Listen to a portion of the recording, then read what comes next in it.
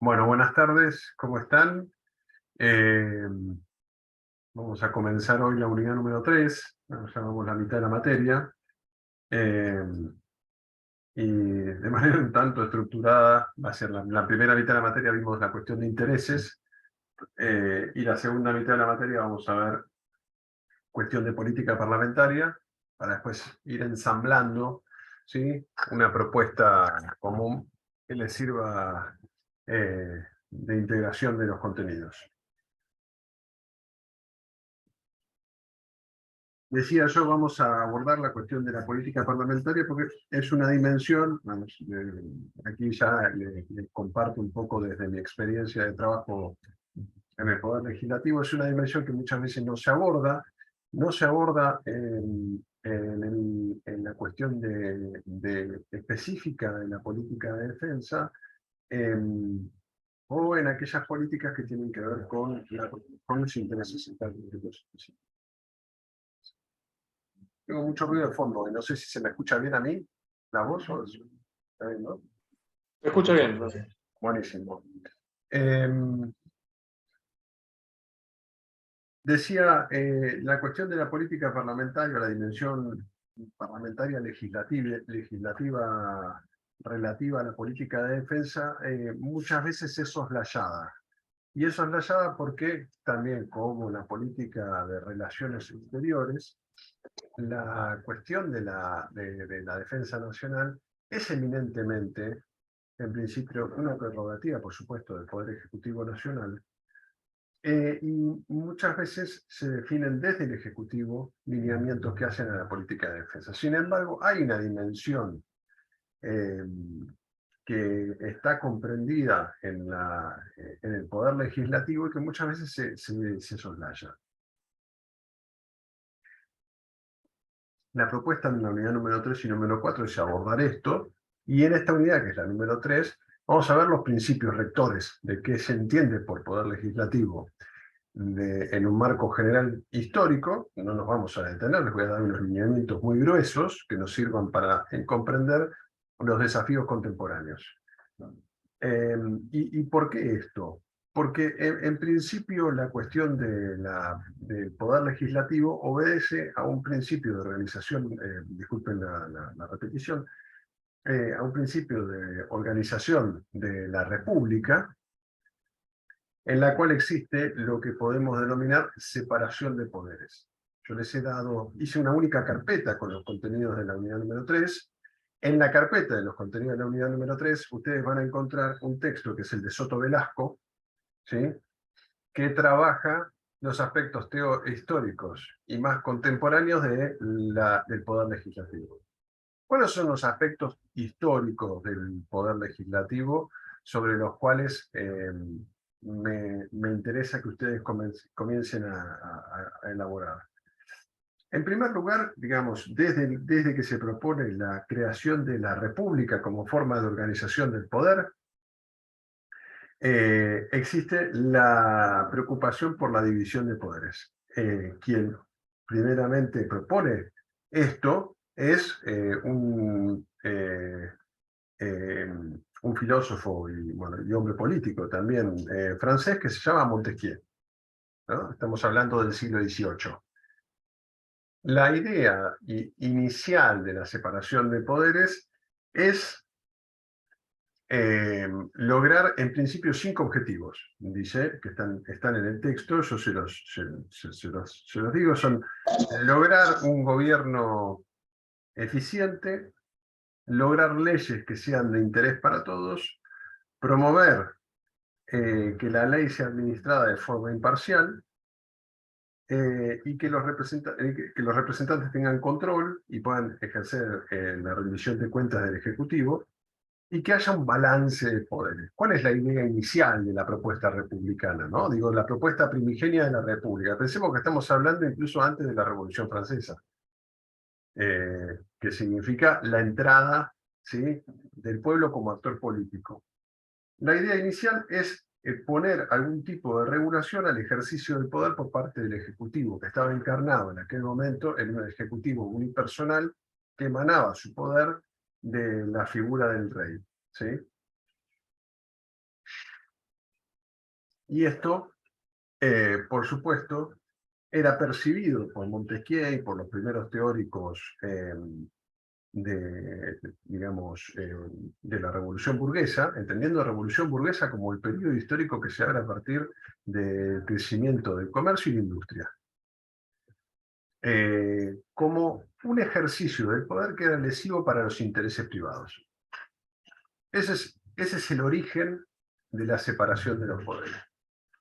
Y en esa separación de los poderes, la asamblea o el espíritu de la asamblea o el congreso, el parlamento, ¿sí?, es aquel que puede dar desde la representación de los intereses generales, fíjense como aquí hay una noción bastante abstracta, ¿no?, de lo que sería una unicidad entre lo que es el pueblo y lo que es la representación general del pueblo, o de la nación, ¿sí?, para ponerlo en otros términos.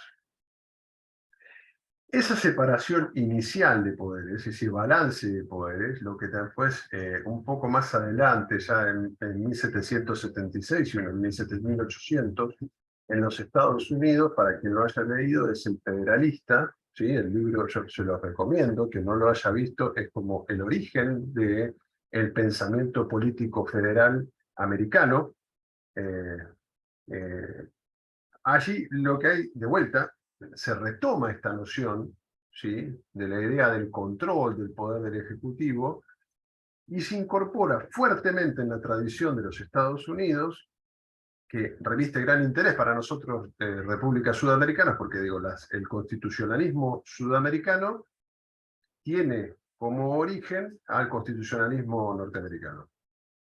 Y la preocupación más importante en el constitucionalismo norteamericano es la idea de lo que se denominan los check and balance, ¿sí? Balances y contrabalances, ¿sí?, y control por parte de los diferentes poderes. Una diferenciación bien clara de los tres poderes, ejecutivo, legislativo y judicial, que tienen que ejercer mutuo control, ¿sí?, e impedir que alguno de esos tres poderes actúe por sobre los otros. En la teorización clásica, ¿no?, que estamos hablando, la idea está en que este sistema de control mutuo, ¿sí?, de check and balance entre los poderes del Estado republicano, lo que impide es que el Ejecutivo exacerbe su poder decisional, el Legislativo no sea el mismo poder que ejecuta lo que legisla, y el judicial, que es muy interesante, ahí está en el texto de Soto Velasco, está la definición inicial del poder judicial, es el poder mudo, ¿sí? En la teorización clásica, el poder judicial es un poder mudo. ¿Por qué es un poder mudo? Pues es el poder que no se manifiesta y solamente está presente para cerciorarse que la ley es aplicada en tanto y en cuanto, digamos, como ella fue legislada. Y lo que tiene que primar en la legislación, en la aplicación de la norma, es lo que lo que se denomina en doctrina el, el espíritu de la ley o el espíritu del legislador. Yo no sé si eso lo han escuchado alguna vez. Eso es lo que está en los fundamentos de la norma, ¿no? Que muchas veces uno uno lo pasa por alto, pero yo no sé si ustedes sabían, pero tanto los fundamentos como las versiones taquigráficas en las cuales se discute la aprobación de las leyes, es de vital importancia, porque si un juez, por ejemplo, esto sucede a menudo en el poder legislativo, en la República Argentina, cuando un juez necesita saber de qué va, o no hay claridad respecto de la aprobación de un artículo, y eso es cosa a juzgar, el juez solicita la versión taquigráfica para ver cómo se debatió el artículo, cuál era el sentido que le había impreso en el debate los legisladores, para en función del espíritu de la ley y el espíritu del legislador poder emitir juicio sobre la cosa que se está juzgando. Entonces decía, este sistema inicial de separación de poderes del siglo XVIII y siglo XIX sobre el cual tampoco me voy a detener mucho, porque la verdad que si no nos va a ocupar tiempo de cosas que estimo son un poco más importantes para nosotros. Eh, va a comenzar a mutar, va a comenzar a mutar fuertemente a partir del siglo XIX, y tiene que ver, guarda estrecha relación con lo que nosotros estamos trabajando en la materia. Uno de los primeros puntos sobre los cuales yo les voy a hacer especial hincapié, y que está eso, por eso me parecía el texto este de Soto Velasco es muy clarito, digamos, en términos de organizar el recorrido histórico del rol del Parlamento, es que a partir de fines del siglo XIX, pero fuertemente en el siglo XX, y sobre todo, como hemos visto, a partir de la crisis de 1930, interviene de manera muy fuerte una dimensión del Poder Ejecutivo que no está contemplada en la diagramación inicial de la separación de poderes. Y tiene que ver con el rol regulador del Estado. ¿Sí? Cuando el Estado, a partir del Poder Ejecutivo, comienza a regular funciones sociales, para decirlo de alguna manera, allí comienza a haber un elemento disruptivo de la primigenia concepción de la separación de poderes. Pero esa separación de poderes teórica del siglo XVIII, en el cual era bien claro lo que hacía el Ejecutivo, era bien claro lo que hacía el Legislativo y es bien claro lo que hace el Judicial, ¿sí? Comienza a verse un poquito embarrada por necesidades propias de la sociedad contemporánea. ¿Sí? No quiere decir que esté bien o mal, lo que quiere decir es que la institución tiene que evolucionar en todo caso. Y esta evolución que se da a partir de los procesos de regulación hace que deba pensarse nuevamente algunas cuestiones relativas a la separación de poderes. Entonces, el primer elemento que yo les voy a, digo, los invito a retener, es la cuestión de la regulación estatal. Primer punto sobre el cual hay que detenerse para pensar el rol del Poder Legislativo. El segundo punto de vital importancia, es que la separación de poderes en la República fue pensada sin partidos políticos. Los partidos políticos no existen como tales en el siglo XVIII.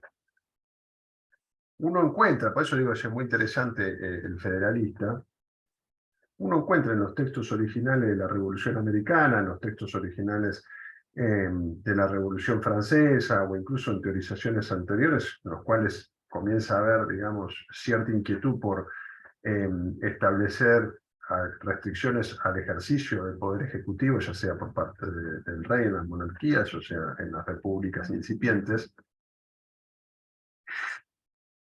De lo que se habla en el siglo XVIII, siglo XIX inicialmente, es de facciones. No hay partidos políticos, lo que existen son facciones. Facciones que representan intereses. El proceso de representación política inicial del siglo XIX es un proceso de representación política restringido. ¿Sí? La organización de partidos políticos es una organización que se desarrolla a lo largo del siglo XIX, ¿sí? Y finalmente se transforma de manera muy fuerte en el siglo XX con la aparición de los partidos de masas. Esto también conlleva cierta dificultad para poder pensar la separación de poderes, ¿sí? Y un esquema, el esquema clásico de separación de poderes de la República en el marco de las democracias contemporáneas. O sea, vamos a ir nombrándolos y después vamos a ir pensando las dificultades. Y finalmente, el tercer elemento que cita la autora, que me parece, es la autora, ¿no? Sí, que cita la autora y que me parece de vital importancia, no, perdón, el autor, es la cuestión del régimen político. ¿Sí? Cuando se piensa la separación de poderes en el siglo XIX, no había regímenes políticos diferentes. No existe tal cosa como el régimen federal, el régimen unitario, ¿sí? Todos esos arreglos institucionales son arreglos institucionales contemporáneos. Entonces, acá nosotros nos tenemos que detener sobre un punto que, que para nosotros es muy importante en América Latina, porque la separación de poderes original que se piensa en Montesquieu, o la separación de poderes del federalismo norteamericano inicial, ¿sí? Es una separación de poderes sobre regímenes políticos que nada tienen que ver con los regímenes políticos contemporáneos, ¿sí? Y ni siquiera les digo los contemporáneos, digo los regímenes políticos que existen en América Latina a partir de mediados del siglo XX, ¿sí? Para concentrarnos sobre los desafíos que nosotros tenemos hoy en materia de legislación de intereses sobre cuestiones estratégicas para nuestros países. Entonces, decía, el espíritu de la división de poderes es tener el gobierno eficiente, digo, siempre está motivado por la eficiencia en el ejercicio de la función pública, en el ejercicio del poder, ¿sí? La idea de que la ley tiene que emanar de un cuerpo que represente al conjunto, que la ley sea algo separado de quien la ejecuta. Quien ejecuta una ley no es el mismo que la, que la decide, que la crea, ¿sí? Y después, una dimensión que hoy en día sí es muy importante, que es la dimensión del control. La dimensión del control, como vamos a ver a lo largo de las clases en la unidad número 3 y en la unidad número 4, la dimensión del control es una dimensión que comienza a fortalecerse en los poderes legislativos. Yo decía, presentaba los temas, vamos a ver ahora las dificultades que esto presenta para poder pensar hoy en día el rol del poder legislativo. En primer lugar, el Estado regulador. ¿Sí? Nosotros trabajamos en la unidad número 2 la cuestión de la regulación estatal, presentamos que había un proceso de regulación de ciertas funciones sociales y de ciertas cuestiones, digamos, que hacen a la unidad nacional a lo largo del siglo XX, en particular luego de 1930, y que a partir de la década del 90, con las denominadas reformas neoliberales y en América Latina el consenso de Washington, se da un proceso de desregulación. Ahora, eso presenta ciertas dificultades para poder pensar la cuestión pública hoy en día. ¿Por qué? Porque lo que estuvo regulado, al desregularse, tiene que repensarse las instituciones públicas que estaban formuladas para los procesos, para el periodo de regulación, ¿sí? Y cuando nosotros tenemos que volver a regular ciertas funciones, ciertas cuestiones que hoy son entendidas como estratégicas, por ejemplo, digamos, asegurar el mínimo desempeño de los sistemas de logística, asegurar el mínimo desempeño de los sistemas de telecomunicaciones, asegurar el mínimo desempeño del sistema de producción de energía, ya sea eléctrica, o de garantizar la correcta explotación de hidrocarburos. Nosotros nos enfrentamos a un problema, como decíamos la vez pasada, y que eso lo identifica la literatura, es que aquello que estaba desregulado lo tengo que volver a regular, con el consecuente conflicto de intereses por parte de los quienes están desregulados, que dicen, no, yo a mí me diste muy lindo negocio a partir de la década del 90, no me lo vas a sacar. O en todo caso, yo no corro con ningún costo, ¿sí? Costo, acá comienza la cuestión, es una cuestión de costo. Fíjense que yo vuelvo sobre, perdón, que salto sobre lo que charlábamos al principio de la clase. La división de poderes siempre está pensada, hay una dimensión de la eficiencia intrínseca al pensamiento de la institución, ¿sí? Nosotros trajimos la cuestión del costo, trajimos el trabajo de Douglass North, ¿sí? Y el costo transaccional de las instituciones, y los incentivos transaccionales. Y cuando nosotros decimos que volvemos a regular, lo que decimos es que esa regulación conlleva un costo asociado, ¿sí? Y eso comienza a generar una tensión, por supuesto, porque nadie quiere perder un margen de ganancia, ¿sí? Estamos insertos en el sistema capitalista, y la definición de los márgenes de ganancia, ¿sí? En todo caso, son de vital importancia para los actores. Decía, este Estado regulador comienza a crear en el siglo XX, digamos, vamos a traer un caso contemporáneo que estuvo en el debate en la República Argentina en el último año, sino un poco más. Dos casos, nosotros podemos pensar actualmente, que guardan relación con los intereses estratégicos, que son dos entes reguladores. El primero, un ente regulador que ya existe desde la década del 90, que es el ente regulador de energía eléctrica, la ENRE, ¿sí? El Ente Nacional de Regulación Eléctrica.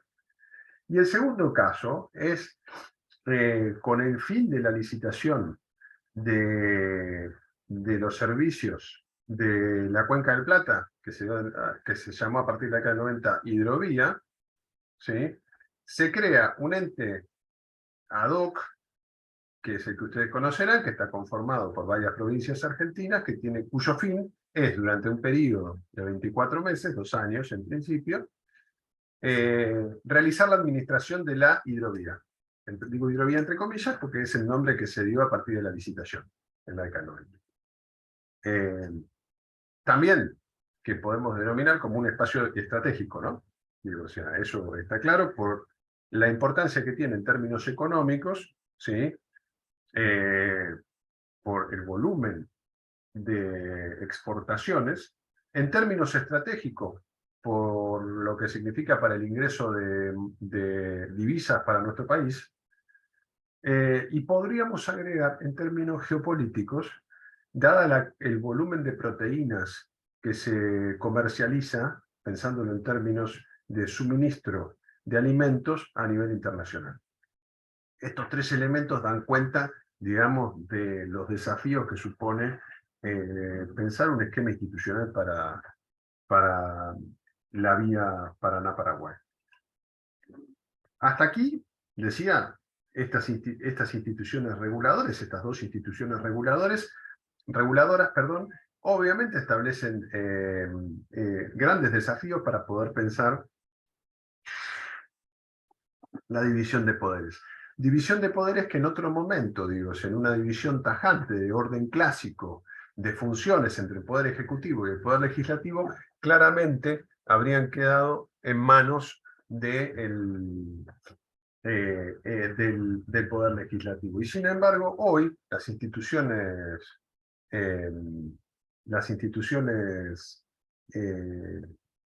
los entes reguladores, del Poder Ejecutivo Nacional, son quienes intervienen activamente en la definición de estas funciones, ¿no? La regulación de la energía eléctrica, la regulación de los servicios de logística que se vehiculizan en el espacio del Paraná-Paraguay, o la administración de puertos y el control de aduanas. Como estos dos entes reguladores, podemos citar otros, ¿sí? Lo que aquí está detrás, ¿sí? Es la creación a partir del siglo XX de ciertas funciones estatales que avanzarían, en principio, digo entre comillas, sobre funciones que son del Poder Legislativo. Frente a esto, ¿qué se da? Se da que el Poder Legislativo comienza a crear funciones de control de aquellas funciones reguladas. ¿Se entiende? Hay un crecimiento, ¿sí? Concomitante a las funciones del Poder Ejecutivo Nacional, hay un crecimiento de las funciones del Poder Legislativo. La capacidad que tenga el Poder Legislativo de controlar al Poder Ejecutivo, ¿sí? Va a ser directamente proporcional al crecimiento de sus capacidades de regulación. Esto es claro, digo, o sea, si yo dejo un poder legislativo raquítico, ¿sí? Ese Estado que regula va a tener la potestad y la prerrogativa de regular por sobre las capacidades del Poder Legislativo. Entonces, allí hay un primer desafío que es un crecimiento concomitante del Poder Legislativo, ¿sí? En relación a las funciones que va adquiriendo el poder Ejecutivo. Esto no siempre pasa, y aquí interviene el segundo elemento que señalamos, que son los partidos políticos. La Constitución político-partidaria de las repúblicas y de las democracias latinoamericanas en el siglo XX ha sido fuertemente, o ha estado fuertemente embebido de partidismos muy fuertes. Bipartidismo en el caso de Argentina, un bipartidismo extremadamente fuerte a partir de la década de 40, en el cual la identidad del Partido Justicialista y la identidad del Partido Radical, en principio gobernaron las representaciones sociales hasta por lo menos la década del 80. ¿Sí? Ahora, esta cuestión de lo político partidario guarda estrecha relación con la capacidad de control que tiene el Poder Legislativo. ¿Por qué digo esto? Porque en principio, un Poder Legislativo gobernado por el mismo partido del Poder Ejecutivo, ¿sí? Es decir, con una representación político-partidaria del mismo signo y color que el Poder Ejecutivo, ¿a ustedes qué les parece? ¿Va a generar mecanismos de control del Poder Ejecutivo? No. Es lógico, digo, o sea, es una cuestión de estructuración de las relaciones de poder en las democracias contemporáneas. Digo, si es hoy el mismo poder, el mismo color político que el Poder Ejecutivo, no tengo interés en principio, digo, no tengo interés, hablando en términos del actor, en establecer mecanismos de control que sean lesivos para el ejercicio del Ejecutivo. ¿Sí? Los mecanismos de control van a comenzar a intervenir a posteriori y en otras estructuraciones de poder. Ahora, esto que nosotros marcamos para la República Argentina, con un bipartidismo extremadamente fuerte hasta la década del 80, en otros países de la región, pensemos en los países casi todos los países de la región, estuvieron gobernados por identidades político-partidarias muy fuertes. Si pensamos en, digamos, no sé, veo acá a Jesús, digamos, la identidad político-partidaria del APRA, una identidad político-partidaria en Perú muy fuerte, ¿sí? La alternancia política, por ejemplo, en el caso de Venezuela, hasta la década de los 90, también fue un sistema político con partidos muy fuertes que gobernaba con alternancia político-partidaria. Les dejé un texto que habla, el texto de Rocati, creo que es, o el de Argüelles, que les presenta para mí un caso como paradigmático para pensar América Latina, que es el caso de México, ¿sí? En el cual, si nosotros pensamos en el caso mexicano, en el caso mexicano nosotros tenemos un unipartidismo republicano y democrático, ¿sí? Que se establece con posterioridad a la Revolución Mexicana y que subsiste hasta la crisis de la década del 70. La crisis de la década del 70 de los petrodólares que pone en crisis al conjunto de las repúblicas en América Latina, a México le significa un cambio político partidario muy fuerte, más allá de los elementos políticos propios, ¿sí? De la dinámica territorial que se da territorial del poder que se da en México. Profesor, Sí, tengo una consulta. sí. En Argentina usted habla de un organismo regulador. ¿Ese organismo regulador depende del Ejecutivo o es un ente particular o es un ente que corresponde al Estado? ¿Cómo ingresa a la parte de los controles del Poder Ejecutivo? Lo que se da, Jesús, a partir Sí. vamos a separarlo un poco cronológicamente para que no quede superpuesto, que si yo por ahí me expliqué, y que creo que me expliqué mal. Si nosotros pensamos en la década del 30 y los primeros mecanismos de regulación, son los mecanismos de regulación de juntas, ¿sí? En Argentina se conocen como mecanismos de regulación de juntas, junta de grano, junta de carne, instituto. Perdón, los institutos son más tarde.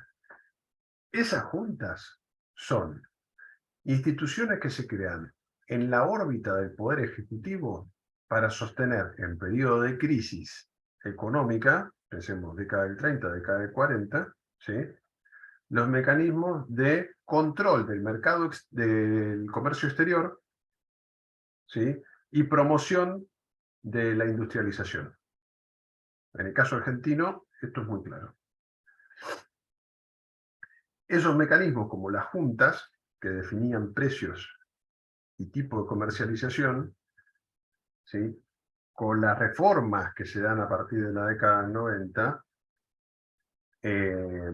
desaparecen. Por ejemplo, la Junta Nacional de Carne desaparece en la década del 90, ¿sí?, es liquidada como entidad pública, y lo que aparece en Jesús a partir de la década del 90, en el caso en Argentina, pero esto es en general en América Latina, aparecen lo que se denominan los entes reguladores, entes nacionales reguladores, que lo que dan es cierto tipo de regulación o marco del ejercicio marco de la provisión de servicios públicos cuando se privatizan los servicios públicos.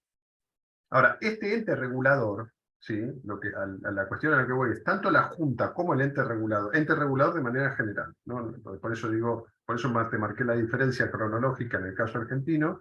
Primero hay juntas y después hay entes reguladores o institutos, por ejemplo. Podemos pensar el Instituto Nacional de Promoción de la Yerba Mate, que es un instituto público, de derecho público, que existe para regular y promocionar la producción de yerba mate en la República Argentina. Estas funciones, que son funciones en la órbita del Poder Ejecutivo, ¿sí?, son funciones que en principio corresponden al Poder Legislativo.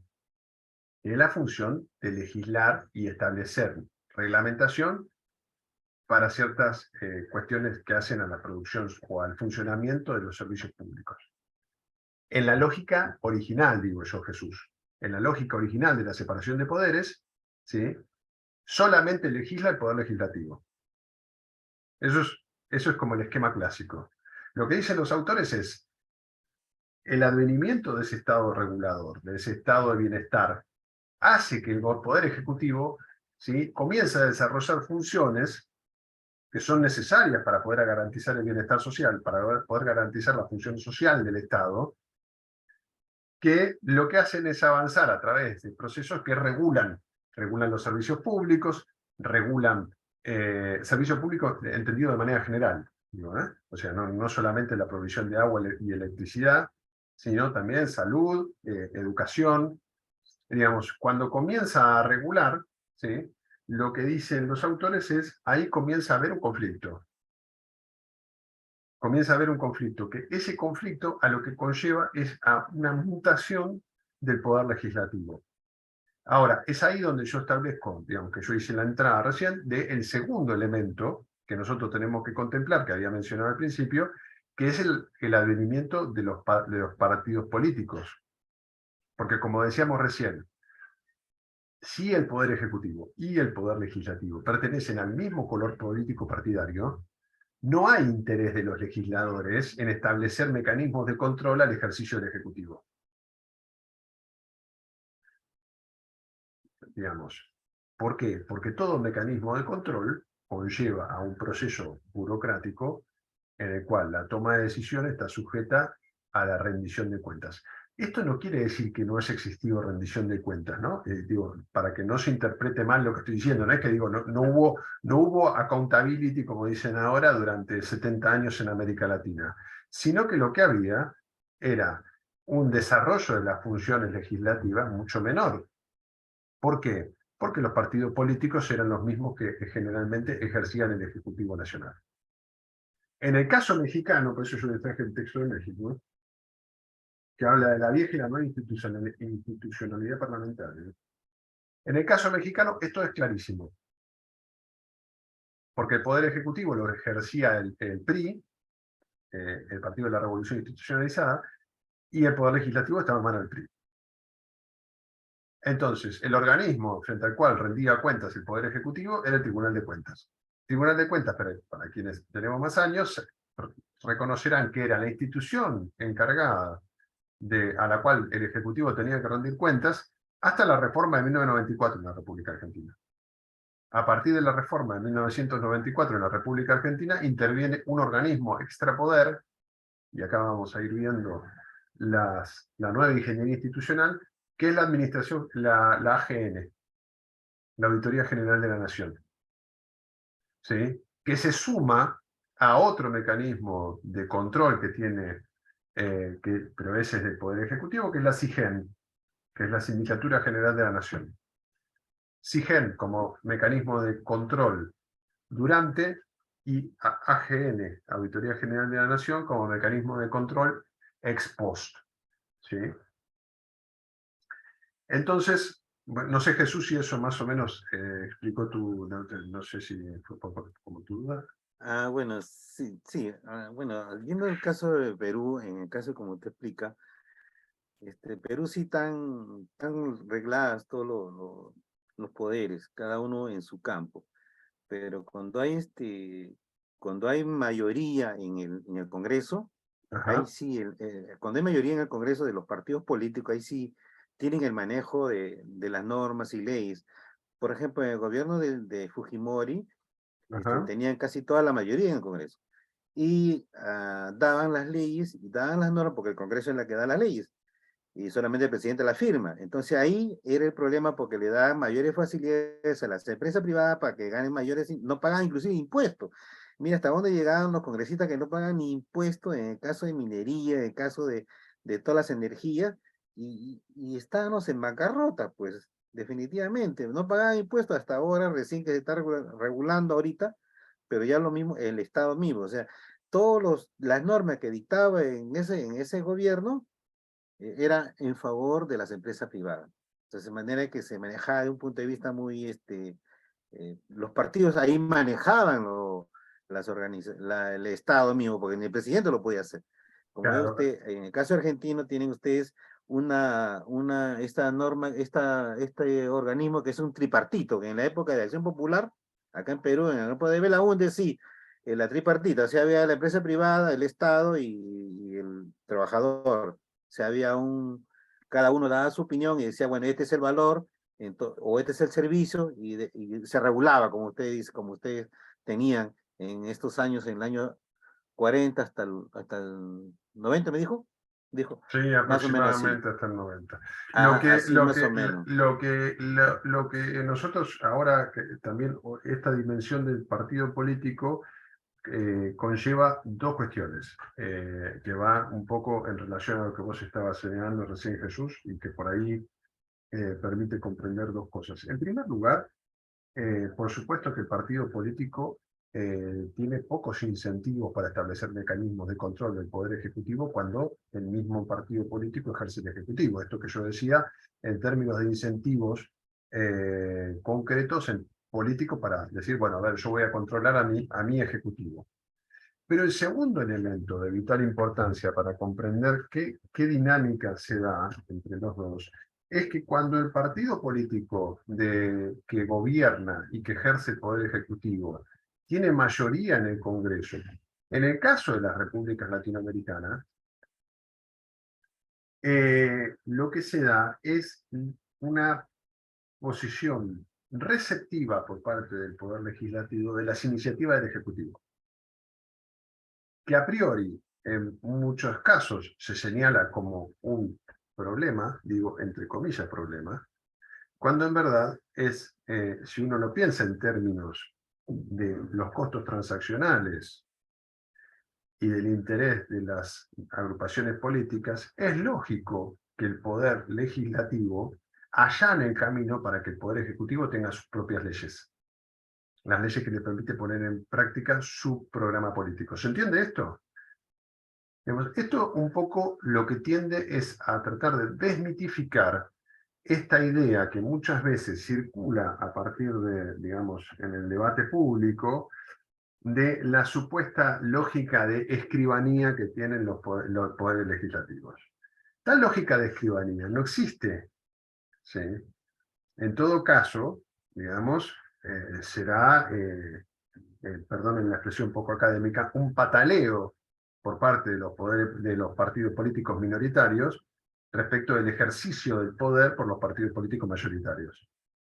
Pero es lógico que esto se dé así, y no solamente, digo, o sea, esto se da en los casos latinoamericanos, sino que el mismo tipo de comportamiento de las mayorías legislativas se puede observar en los partidos políticos, en los congresos de Europa. En la forma en la cual funcionan los congresos, porque es lógico que así sea. Si el Poder Ejecutivo asume el ejercicio de la función pública por un lapso de 4 años, como es en la mayoría de los casos, digo, ya son pocos los países que quedan de 5 y 6 años, por 4 años, es lógico que el Poder Ejecutivo tenga un conjunto de normas que acompañan su plan de gobierno y que si tiene mayoría en ambas cámaras del Congreso, busque que el Congreso de la Nación apruebe su norma para poder ejercer, para poder llevar adelante su plan de gobierno. Esto es claro, digo, o sea, no estoy diciendo nada, nada descabellado. Lo que sucede en ese proceso de consolidación de ese poder legislativo es que nosotros asistimos durante el siglo XX, yo decía, cuando se comienza a establecer las funciones de regulación de la economía, y cuando comienza a desarrollarse el estado de bienestar, nosotros estamos en un periodo de los partidos políticos en los cuales hay identidades político-partidarias mayoritarias, ¿sí? Y en el caso, por ejemplo, argentino, dicotómicas, que podemos encontrar en otros países de América Latina. El proceso de representación político-partidaria mutó en el siglo XX hasta lo que conocemos nosotros actualmente, ¿sí? Las representaciones político-partidarias fuertes, ¿sí?, fueron cambiando a representaciones político-partidarias lábiles, en las cuales, como mínimo, hay tercios. No hay más representaciones políticas, ¿sí? O sea, no es la norma general que la representación política, ¿sí?, tenga el 50% del electorado o el 40% del electorado, sino que se tiende a representaciones políticas del 20 a lo sumo del 30% del electorado, lo cual viene a desarmar, ¿sí?, en todo caso, una lógica del ejercicio del poder que estuvo aplicado durante todo el siglo XX. Esto es un cambio muy importante. ¿Por qué digo que es un cambio muy importante? Porque aquí comienza a haber otro rol para el Parlamento, otro rol para las cámaras de Congreso Nacional y otra forma del ejercicio del poder por parte de los legisladores y de su vínculo con el Poder Ejecutivo, ¿sí? Entonces, a aquello que nosotros habíamos pensado, digamos, originalmente como una separación tajante, que tiene que ser repensada en función de las capacidades reguladoras del Estado, ¿sí?, se le agrega la dificultad que los partidos políticos, ¿sí?, cambian la interacción ejecutivo-legislativo y cambian la interacción también en la dimensión que tienen esos partidos políticos. Entonces los partidos políticos chicos comienzan a tener un peso relevante a la hora en la cual los poderes ejecutivos buscan los votos necesarios para aprobar sus leyes, ¿sí? Esa dispersión en términos de la representación del arco político comienza a ser digamos, a establecer una capacidad de negociación por parte del Ejecutivo para que sus iniciativas sean aprobadas en los congresos. Y aquí, y con esta última, yo me voy a detener el día de hoy, agregamos el último nivel de complejidad para pensar la relación ejecutivo-legislativo actualmente, que son los regímenes políticos. Porque yo hablé de la capacidad de regulación del Poder Ejecutivo, del sistema de partidos y actualmente la dispersión del sistema de partidos, y el último nivel es el régimen político.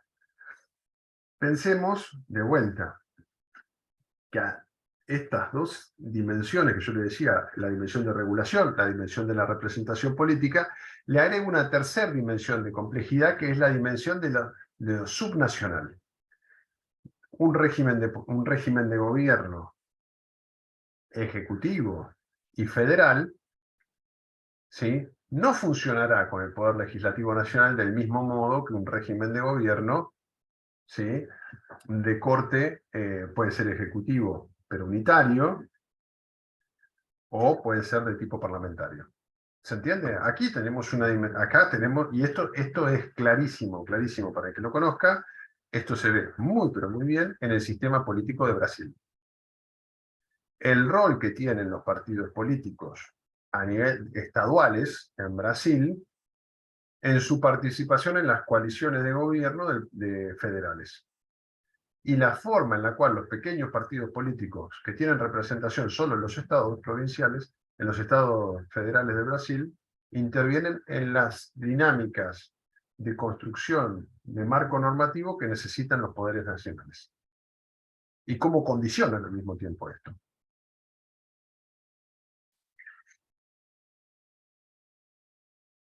Este punto hace que, digamos, el poder legislativo tome una dinámica bastante particular en América Latina, que es la que muchas veces se tiende superficialmente, entiendo yo, pero esto es para debatirlo, a cuestionar diciendo, bueno, a ver, no hay una actitud proactiva por parte del Poder Legislativo. ¿Sí? El Poder Legislativo no tiende a legislar, sino que tiende a hacer otra cosa. Pero lo cual, insisto nuevamente, en términos de costo de transacción y oportunidad, es lógico que así se dé. ¿Por qué? Porque los partidos políticos, en el caso, por ejemplo, pensemos en el caso nacional, los partidos políticos de las provincias, cuando intervienen en el ámbito del debate político nacional, en la esfera del legislativo, en el Congreso, ya sea en la Cámara de Diputados, y si llegan a tener representación en la Cámara de Senadores, lo que sucede es que sus intereses van a estar puestos y la negociación de su voto va a estar puesto en función de los intereses locales para los cuales ellos representan. Esto se da en un montón de casos en los cuales se comienza a establecer mecanismos de negociación entre las representaciones políticas provinciales y el Estado nacional para poder garantizar el control del territorio, y lo que se vuelve más importante es la capacidad de los partidos políticos de permanecer en el poder en una provincia, ¿sí?, a través de mecanismos de negociación con el Poder Ejecutivo, ¿sí?, para votar leyes. Este punto es muy importante, porque si no, no se puede terminar de comprender los mecanismos de negociación y las negociaciones de quórum. Negociaciones de quórum, que ya veremos, son extremadamente importantes cuando hablamos de temáticas que no son temáticas que, de vuelta, permítanme la expresión poco académica, no son temáticas que vuelvan locos a las masas. Digo, o sea, la energía nuclear no hace que las masas salgan, oh, energía nuclear, energía nuclear. Digo, es una temática estratégica, es una temática que hace a la política de Estado, y es una temática sobre la cual la que interviene en la aprobación o no aprobación de las leyes son lógicas de negociación política con, digamos, de búsqueda de quórum. Claramente, y más cuando nosotros pensamos en representaciones políticas con alta dispersión, como son las que nosotros tenemos hoy en día en Argentina o en otros países de América Latina. Ahora, ustedes me dirán, ¿esto es solo de la región? No.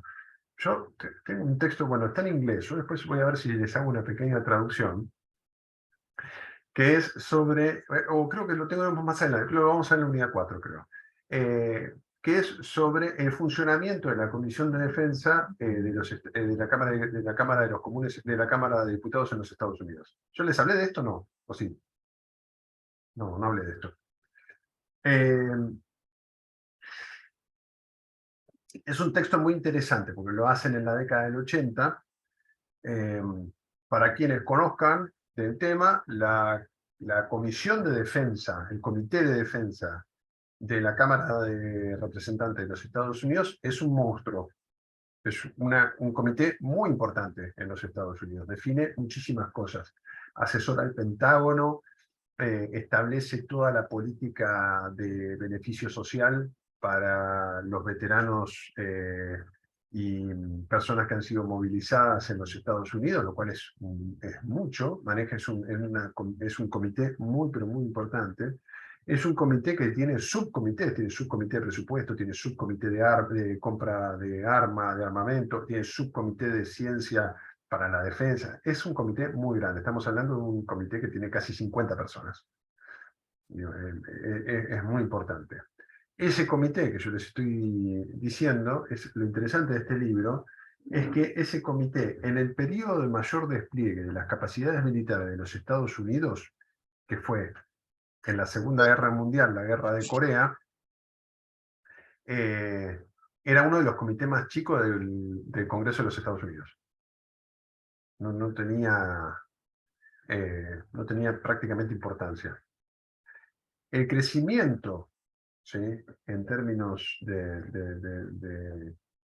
de funciones del Pentágono y del complejo militar industrial, y cuando hay muchísimo, digamos, que está en juego en términos materiales y simbólicos, ¿sí?, a partir de la consolidación del poder hegemónico de los Estados Unidos después de 1945, y en particular a partir de la guerra de Vietnam, es lo que hace, ¿sí?, eso en el libro está muy claro, es lo que hace que el Comité de Defensa de los Estados Unidos, de la Cámara de Diputados de los Estados Unidos, crezca en funciones.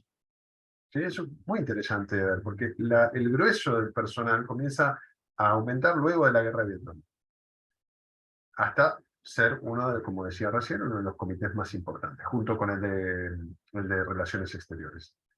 Y lo interesante es que cuando el autor del libro hace entrevistas en profundidad para saber por qué las personas se dedican, los legisladores, los representantes norteamericanos se dedican a la cuestión de defensa, lo que dicen es que hay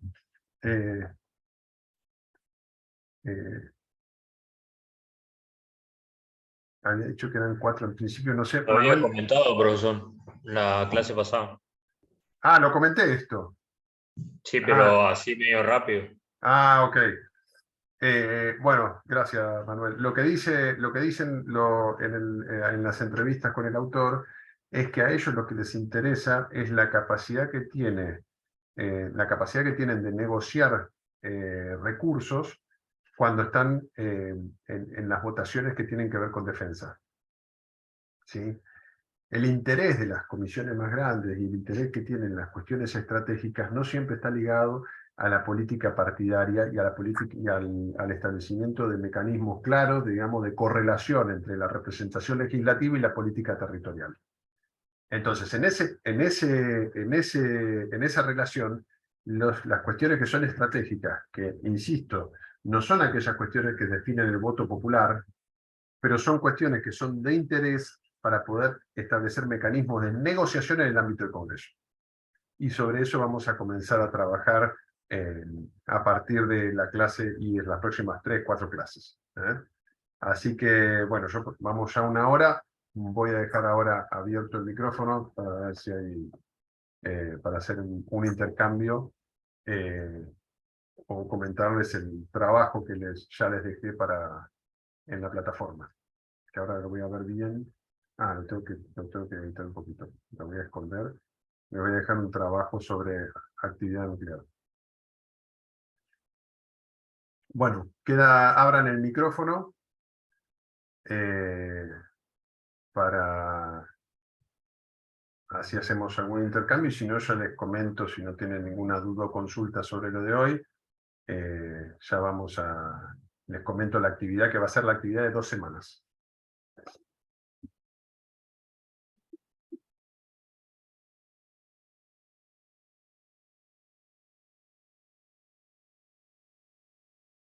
Profesor, de acuerdo a lo que decía usted, ¿no? De la especie de rosca política, ¿no? Que se da entre los partidos para aprobarme una ley, yo te voto esto, aquello, si consigo algo para mi provincia.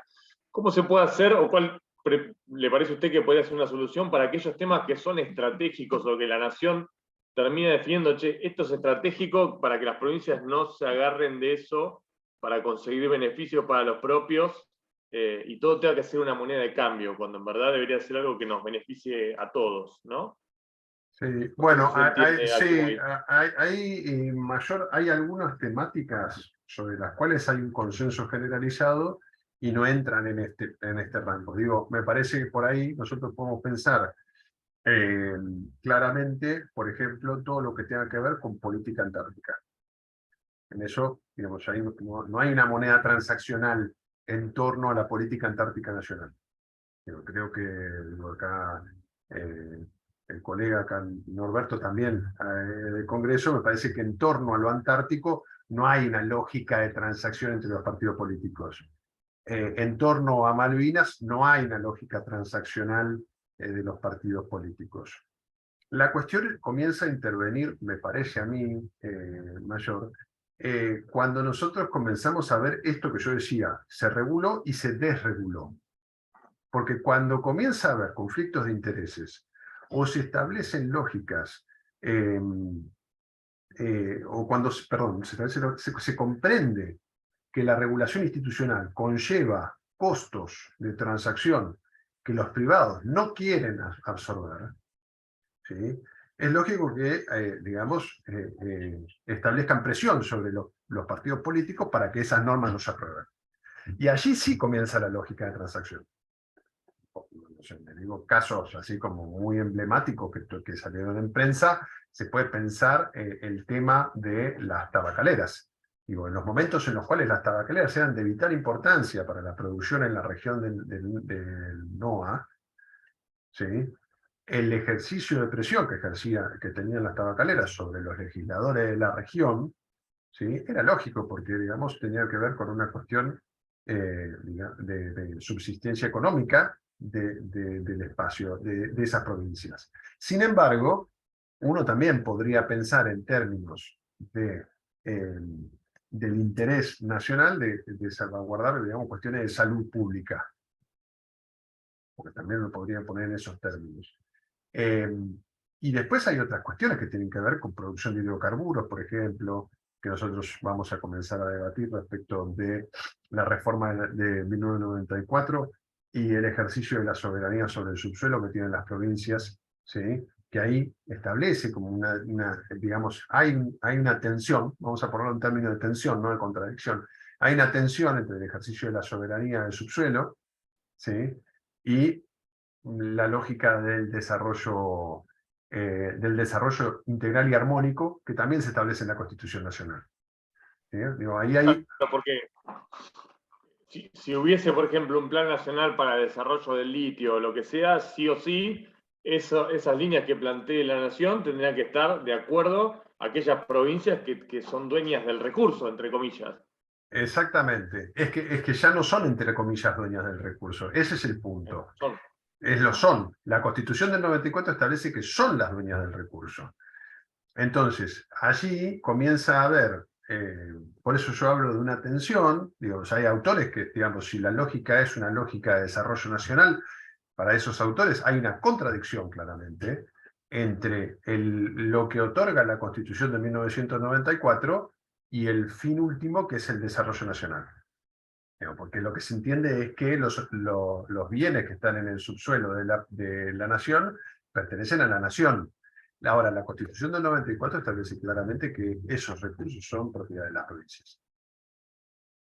Y con todo un debate muy fuerte, digo, porque digo, la Constitución del 94 reconoce con la misma entidad a todas las provincias de la República Argentina, sean o no las miembros fundantes de nuestra nación.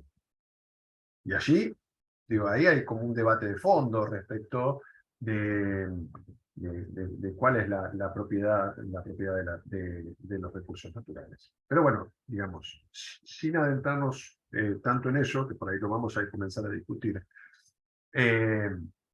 lo que sí creo es que, dejando de lado, digamos, o sea, nosotros tenemos que ser conscientes que hay un proceso de negociación muy fuerte en torno a la política legislativa, y que la idea de trabajar sobre los intereses estratégicos, por eso yo, ahora por ahí va a tomar más carnadura la idea de hablar de intereses estratégicos, porque sobre lo estratégico interviene una dimensión de cálculo, ¿sí?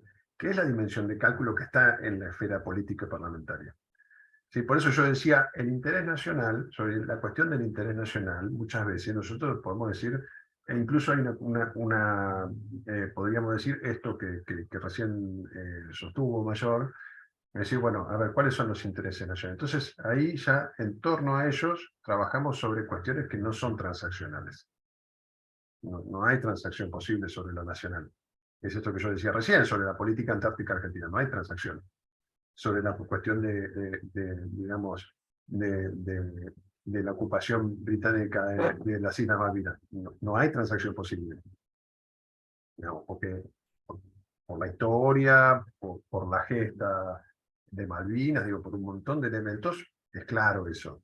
Ahora, sobre los intereses estratégicos, y yo les voy a dejar durante 2 semanas abierto el espacio. para trabajar sobre el debate que hubo en la República Argentina en torno a la actividad nuclear.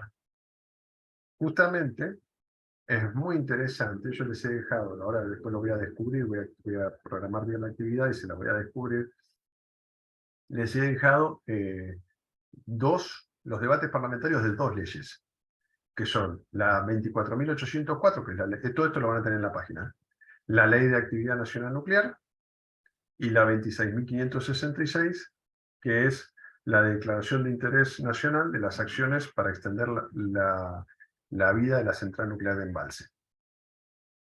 ¿Cuál es el interés de todo debate? Es que esto gira en torno a un interés estratégico de la República Argentina, que es sostener la actividad nuclear, sostener la actividad de investigación y producción de energía nuclear, ¿sí? Que nos posiciona estratégicamente en un lugar, digamos, en un círculo muy selecto de naciones con capacidad de intervenir en ciertos organismos internacionales que están dados porque nosotros tenemos esta capacidad.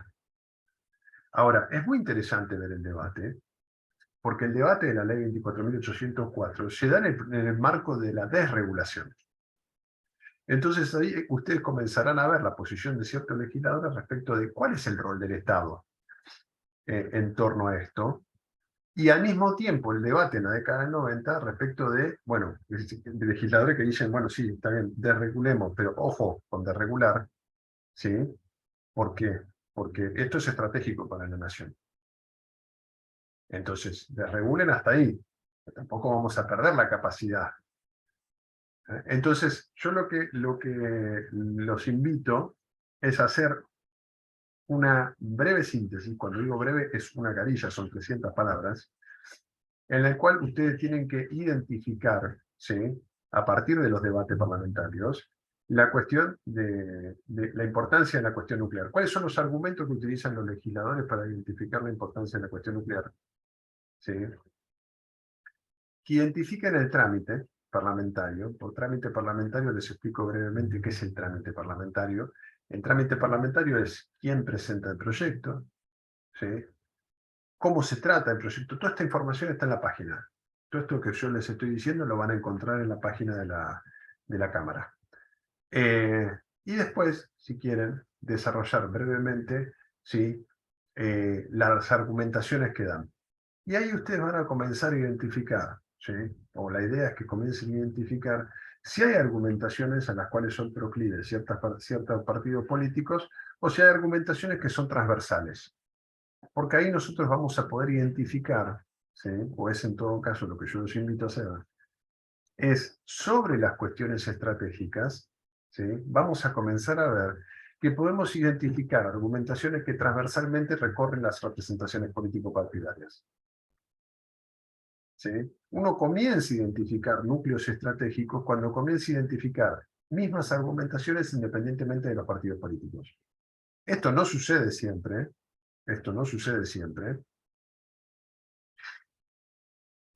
pero verán que vamos a comenzar van a poder comenzar a verlo, y creo que allí radica una de las cosas interesantes de poder pensar cuáles son los intereses estratégicos y sobre los cuales se pueden concertar políticas comunes en el arco político. ¿Sí? Cuando digo esto, obviamente no estoy diciéndolo de una posición naif, en la cual yo digo, bueno, lanzamos un tema y todos nos ponemos de acuerdo, todos los partidos políticos se ponen de acuerdo, porque tal cosa no sucede, ¿sí? Porque esto, de vuelta, insisto, pensemos la separación legislativo-ejecutivo en el marco de la complejidad actual. Un Estado desregulado que regula, partidos políticos con explosión de las grandes macroidentidades políticas en por lo menos tercios, pensémoslo, por lo menos en tercios, y a eso le sumamos la dificultad de pensarlo en el marco de regímenes políticos que fragmentan, ¿sí? Digamos, la cuestión de la fragmentación, ¿sí?, hace que pensar en torno a cuestiones estratégicas se vuelva más complejo. No es imposible, se vuelve más complejo. Entonces, vamos a ir por allí. Esto yo se los voy a dejar abierto, tienen para leer el material de la Cámara, y al material de la Cámara que les he separado, ustedes hacen una pequeña intervención de 300 palabras, no más, es una carilla, que, insisto, es una entrega, no está ni bien ni mal, la idea es que hagan una entrega y vamos trabajando, pues es un ejercicio de argumentación. ¿Sí? De vuelta, esta materia es una materia de índole práctica, la idea es que ustedes puedan ejercer la argumentación fundada, pero que ejerzan una argumentación. Así que, bueno, eso es un poco el contenido para hoy. No sé si tienen dudas o consultas. Esto va a estar abierto 2 semanas, te voy a dejar la actividad de hoy. Profesor, Sí, Jesús. yo estaba investigando hace muchos años esto del litio Sí, y Argentina lo tiene, yo no sé, me sorprende, no sé si es cuestión política o si es cuestión que la gente no lo conoce o no sabe. Si hablamos de números, si hablamos de la deuda externa, con el litio ustedes tienen para poder pagar todo su deuda externa. Y yo sé sí. que ustedes ya lo tienen hace muchos años. Yo pienso de que aquí están los mecanismos de negociación, lo tienen que ya trabajarlo ya. Ya han pasado muchos años y se siguen endeudando. Argentina se sigue endeudando y creo que a nivel latinoamericano es el país que está más endeudado que todo. Entonces se tiene que ver la óptica de ese punto de vista, ¿no? Técnico, político, y teniendo el recurso que está en la cúspide ahorita del mundo del litio, ¿ah? Yo te Si entiendo lo manejamos perfectamente, desde un punto de Jesús. vista estratégico, Sí. si lo manejamos desde un punto estratégico, yo creo que ya todos tienen que ponerse de acuerdo. Aquí no se trata de beneficiarse una región, de ver que es para unas solas personas, no, aquí está el país que se está jugando la vida. Te entiendo, Y Jesús, y yo creo que si todos nosotros o algunos de nosotros tuviéramos capacidad para poder definir la política nacional del litio, no estaríamos en este Zoom. sí, Pero, pero digo, o sea, se comprende lo que está diciendo. La verdad que digo, la idea del ejercicio es mucho más humilde. Sí, en esto, digo, o sea, el litio es un tema interesante para trabajar, Jesús, como bien decís, es estratégico, sin embargo, es un tema en debate. Digo, y no es que le quiera sacar, vamos a esta expresión, no es que no le ponga el cuerpo al debate, ¿sí? Sino que la idea es que trabajemos sobre un debate hecho, que es este debate de la década del 90. ¿Por qué? Porque en el caso del litio es un caso particular, ¿no? Porque el litio es una industria que podríamos denominar nueva. Y de las industrias estratégicas o digamos, de los intereses estratégicos a desarrollar por parte de la República Argentina, el litio es, digamos, uno de los pocos que hay que desarrollar nuevos. El resto de los intereses estratégicos nacionales argentinos son, digamos, tienen ya un largo recorrido. Producción, podríamos pensar varios de ellos, ¿eh? Digo, o sea, producción de energía nuclear, podemos pensar producción de hidrocarburos, podemos pensar en industria satelital. Digo, podríamos enumerar varios de ellos y todos ellos ya tienen una trayectoria en la República Argentina. El interés, me parece a mí, y en todo caso es la propuesta mía, y yo digo, esto lo pongo a debate, es que actualmente, digo, o sea, las reformas neoliberales establecen un desafío, que es que insisto sobre este punto, ¿no? Digo, si yo lo voy a repetir, me van a escuchar de acá que terminemos el curso, repetirlo varias veces. ¿Cómo se trabaja sobre lo que fue desregulado? Porque lo importante acá es que nosotros tuvimos un sistema regulado que generó el desarrollo de capacidades estatales. ¿Sí? Industria nuclear es un caso claro. Ahora, eso que nosotros desarrollamos durante un montón de tiempo se desreguló en un momento determinado y ahora se está comenzando a regular de vuelta en función de que es estratégico para el país. Lo que nosotros tenemos como desafío, en todo caso lo que yo los invito a pensar como desafío, es de qué manera se pueden pensar esquemas, ¿sí?, de re-regulación para la protección de estos intereses estratégicos, que no es tan evidente, porque digo, desde el momento que se desreguló, hay intereses creados en torno a esto. que no podemos desconocer, no podemos decir, bueno, no existe, digo, en pos de un interés nacional, bueno, regulamos de vuelta, ¿no? Porque se cae, digo, desde una visión realista. Entonces, digo, ¿cómo se regula aquello sobre lo cual hay intereses creados? Que son muy fuertes y que tal vez no solamente involucran a actores nacionales, sino que también involucran a actores internacionales. Por eso, yo les preparé esto que es el debate sobre energía nuclear. La idea es que ustedes comiencen a identificar, algunos de ustedes ya comenzaron a identificar, digamos, hidrocarburos. Digo, hay varias cosas que nosotros podemos trabajar acá al fin del curso.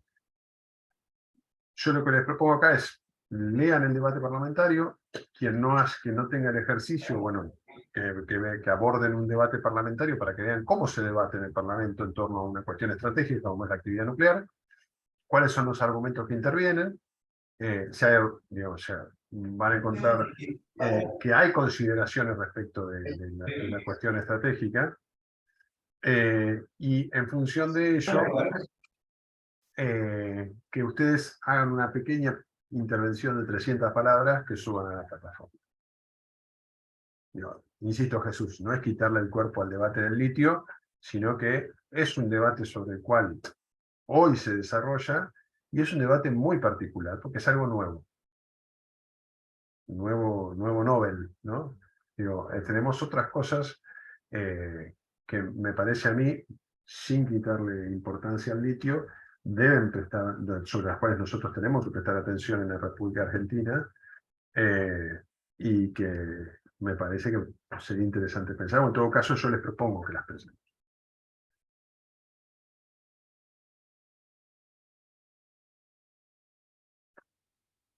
Bueno, no sé si tienen alguna duda, consulta, intervención, alguna... Ok. No, cortito. Sí. Quería aportar algo. Tenemos que aprender mucho de nuestros hermanos chilenos, acá lo tenemos a Luis, respecto a la comisión de futuro que tiene el Parlamento chileno. Ya hace muchos años tienen una visión prospectiva, ellos miran hacia adelante y proyectan hacia adelante, ¿no? O sea, esa comisión en el Congreso nuestro no existe hoy, ¿no? Sí, hay una idea que se está pensando en formarla, pero ellos ya la vienen trabajando hace muchos años, miran hacia el futuro, ¿no? Y como política pública del Parlamento, del Estado, me parece una herramienta esencial. O sea, ¿cómo decir, cómo no la tenemos nosotros? O sea, ¿no? O sea, la envidia, ¿no? Porque, es decir, ¿cómo podemos...? Y ellos la tienen, anda perfecta, lo diseñan a partir de esa comisión de futuro. Y la otra cuestión es el litio. Nosotros tenemos en nuestro país hoy 19 yacimientos, 17 en exploración, 2 en ejecución, uno en la provincia de Jujuy y otro en la provincia de Catamarca. Y acá donde viene también, hace poquito veíamos en otra materia, la responsabilidad empresarial, digamos, ¿no? Lo cuento esto porque la empresa que maneja en Catamarca es la empresa Liven, es de capitales extranjeros, tiene de hecho su sede en Filadelfia y tiene un montón de lugares del mundo, yacimientos. Pero ¿qué hace Liven en la Argentina? Entre 2 años sacó algo así como más de 400, está en etapa de investigación esto, pero sacó más de 400 embarques subsidiando el litio. O sea, mientras la de Jujuy decía que salía $15.000 la tonelada, la de Catamarca decía que salía 5.000. Con eso evadió impuestos y hoy está casi con una pequeña sentencia administrativa de $8.000 millones de multa, ¿no? Pero, digamos, uno dice, ¿cómo si esto en Estados Unidos no se le ocurriría ni de casualidad hacer esto? Porque Estados Unidos o Canadá, por hablar, no siempre Estados Unidos, Canadá que hoy Canadá es una potencia minera, no se les ocurriría ni de casualidad hacerlo. Y acá lo hicieron. Y lo hacían subsidiando a una empresa de ellos en Estados Unidos, que, o casualidad, esa empresa es la que había ganado toda la concesión de baterías para BMW. O sea, ergo, nosotros estábamos subsidiando a la empresa americana. Bueno, estaba en investigación, pero lo que digo es, lo que falta, por ahí una humilde opinión, es una interagencialidad nación-provincia, en donde, bueno, al tercer embarque, muchachos, esto acá no se hace. ¿Y sabes qué? No me puedo dar cuenta después de 400 embarques. Y saltó por esto, porque decían, ¿cómo? Che, usted al lado... Y digo esto porque nosotros tenemos 2 en exploración y 17 en exploración y 2 en explotación. Entonces, ¿qué vamos a hacer con los otros 17? Bueno, hay que controlar los otros 17.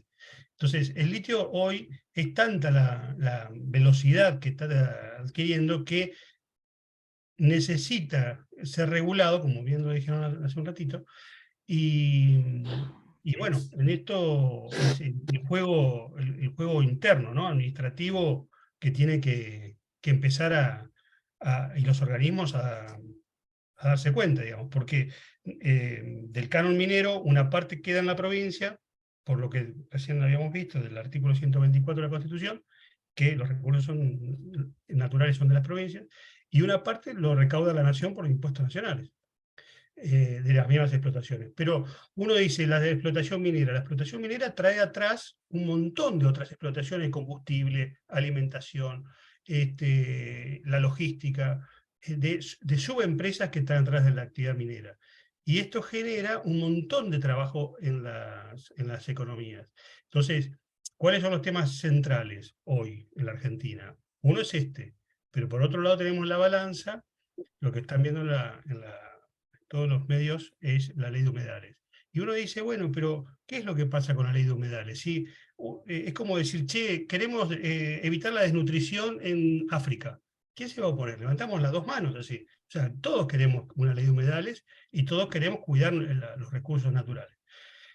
La discusión se centra fundamentalmente en que la actividad de los humedales no es lo mismo el humedal del delta que el humedal en la yunga jujeña.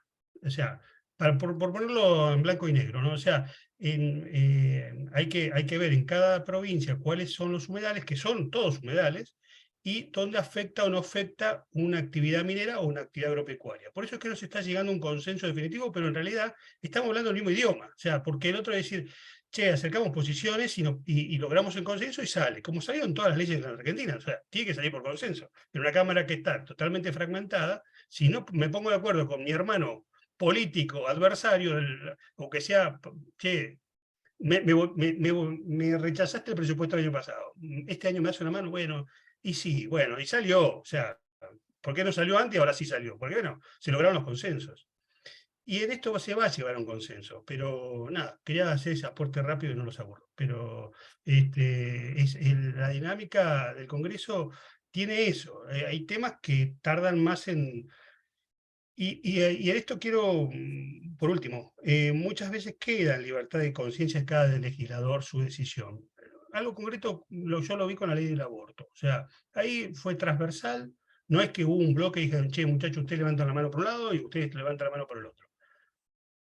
Ahí se dejó libre, digamos, acción y cada uno opinó de uno, junto por el cambio, frente de todos, que eran los mayoritarios, cada uno se distribuyó y votó con lo que le... Y la ley salió, cuando antes no había salido, ¿no? O sea, en esto creo que también hay como temas que, si bien en la cuestión de la Antártida y Malvinas levantan la mano, es unanimidad, son temas centrales, nadie discutiría, digamos.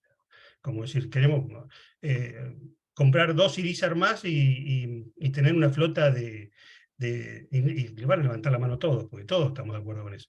Pero el tema, cuando son temas más complicados, sí, necesariamente necesita consenso, porque si no pasa lo que pasó hoy. ¿Sí? Y por último, el miércoles que viene hay una reunión de la Comisión de Minería, si quiere después les paso el link, donde bueno. viene la CAEM, que es la Cámara Argentina de Empresarios Mineros, donde ahí vienen a exponer sobre la proyección minera en la República Argentina. Creo que va a estar interesante de escuchar. Por lo menos me parece que que Sí, puede ser útil. estaría bueno, Luis, si podés pasar después el link de eso, yo lo publico, si me lo pasás, yo lo meto en la plataforma si lo tienen acceso Ah, todos. perfecto. Listo, listo. Porque justamente un poco la idea es esta, te agradezco la intervención, estuvo muy buena, para que, digamos, pues muchas veces lo que se nota es en principio cierto desconocimiento de esta dinámica legislativa, que no es la misma dinámica del Ejecutivo, y que, digamos, también tiene esta dificultad. Digo, o sea, cuando uno piensa ciertas políticas del Poder Ejecutivo Nacional, que el Poder Ejecutivo Nacional quiere llevar adelante, interviene esta lógica transaccional en la cual, digamos, en la búsqueda de consensos, muchas veces ciertos intereses estratégicos son puestos en la mesa de negociación, pero es lógico que así sea, digo, o sea, porque un poco la idea también es sacar cierto prurito al debate y pensar cómo, digamos, cuestiones que tienen que ver con la energía nuclear o cuestiones que tienen que ver con la producción de hidrocarburos, ¿sí? Son moneda de negociación en el marco de grandes negociaciones que se dan en el Poder Legislativo Nacional. Y que esto no es que, digamos, es algo que tiene que ver con cierto proceso, no sé, de deterioro institucional, como a veces se plantea en la República Argentina. No, esto sucede en todos los poderes legislativos del mundo. No es una cuestión, y por eso la bibliografía que les traigo de América Latina, porque ustedes verán, digamos, cuando lean la bibliografía, que esto se da en Argentina, se da en Chile, se da en Brasil, se da en México, se da en Perú, es algo normal. Digamos, porque lo que se trata aquí es de poder legislar y poder, digamos, concertar posiciones entre actores que tienen intereses diversos. Por eso son representaciones políticas diversas, que obedecen a representación política nacional, a intereses estatales, de provincias, por ejemplo, en el caso argentino, o incluso intereses locales. Y en ese marco se da la negociación. Pero bueno, yo no sé si hay alguna intervención más, no quiero que se extienda mucho más el video porque después... Profesor, Sí, ¿cómo es, no? Estamos en democracia y en democracia a veces hay cosas que no se puede, ¿no? Como usted lo dice. Y pasé en Perú, ¿ah? En Perú también teníamos problemas con la International Company, una empresa estadounidense que estuvo más de 40, 50 años aquí manejando todo el petróleo, se lo llevaba, no pagaba un montón de años. En un gobierno militar, ¡pum!, lo sacaron. En Argentina también hay que hacer esto, la cosa, si no, de un gobierno democrático, dándole todas las reglas de juego, mira, hay que cambiar las cosas porque estamos en bancarrota, y no se dan, entonces pienso yo que también hay gobiernos militares que sí han hecho cosas buenas para el país, ¿ah? Desde un ajá. punto de vista técnico y político, aunque no son políticos ellos, ¿no? Pero sí, si hacen la cosa bien a buena hora. Ahora hay que manejarlo bien este punto de los recursos, no solamente el ITE, ustedes tienen más recursos que Perú, ¿no? Por eso ya da mi opinión de ese punto de vista. Gracias, Ok, profesor, de esta manera. gracias, Jesús. Bueno, no sé si hay alguna intervención más. Si no, bueno, les agradezco entonces el haber estado hoy en la reunión. Voy a, como siempre, bueno, después voy a parar la grabación.